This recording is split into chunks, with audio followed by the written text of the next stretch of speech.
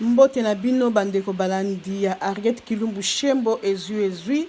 bambote na bino babizu na bino babone na nga nyonso pena na koti te ami abone naza na lisolo mingi te bomonaki na épisode 1 ya loso babengi risotto to babengi fried rice o na lambi ya easy eza nango musala mingi te mwa dimanche moko mwa samedi moko mama olioli akami kosuka fufu kolamba ka biloko yango moko na yango moko oki kozala pe osali mwa loso boye bolie en famille na bana ezopesa bon loso na biso ebeli nasi nakangaki moto loso na biso yango ebeli nalingi natoka yango sikoyo na présente yango na sani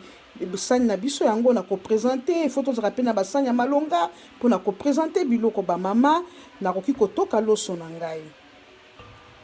natoka loso na ngai natiango na sani bomoni biloko nyonso natiaki na kati ya liboso nazaki na loso na ngai ya 1 kilo nasombaki nazaki na loso na ngai 1 kilo na kati ya loso oyo nabandaki na matie mafuta après mafuta nazwi na tie soso na tie petit pois na bakarote bozomona yango oyo nsima nango na tie tomate na tie matungulu na tie bagu na ngai ya ai eza mpe na mwa seleri na muscade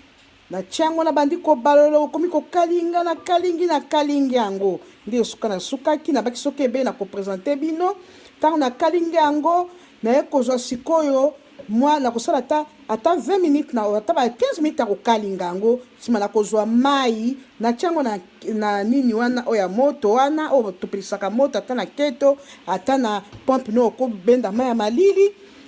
nde sikoyo naye kozwa mesure moko ya mai natoki mai na tiango na loso na ngai nazwi sikoyo nakangi yango nakolekisa mai te nakangi mfiniko na loso na ngai ntango ebeli esala ata ba 20 minutes ebeli yango bomoni ebeli nazwa sikoyo koprésente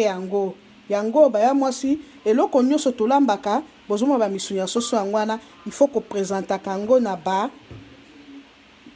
na batali na biso baboni na biso bamonaka bino mpe bomeka botalaka yango kaka mpona kotala te me bomekaka bino mpe soki tolambi bomeki olambeli mpe bana olambeli mpe bandeko olambeli papa chéri esalaka bien oyo boye ekoki nango c'est tout nakozwa loso na ngai yango wana bomoni ndenge loso na ngai ebimi na banda kosala na lutu ya libaya mpo mwana mwasi ebongi te na cuisine ozanga lutu ya libaya c'est très important mpona kolambela awa sikoyo nakitisi loso na ngai mpo ezalaki atanga na bandola sango nde nazotoka nazwi sikoyo lutu oyo ya kotokela yango eza te kaka lutu wana ya libaya oyo nalambelaki nde nakosala te nakozwa sikoyo na présente sani na ngai yango wana loso yango wana botala yango bebimi kitoko makasi nameki yango na monoko sukali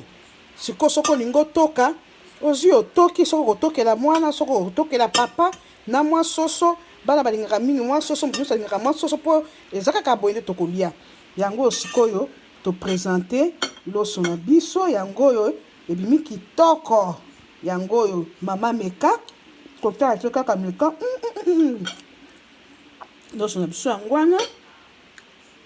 tokotia na bakotoka bakokomante bayo baliaki see you bye bokota kaka bomi abone masolo eza wo masolo eza kitoko eza bino Ariette Kilumbu Shembo TV kota mi abone ya mwasi ya mobali ozanga ya boye bazangaka te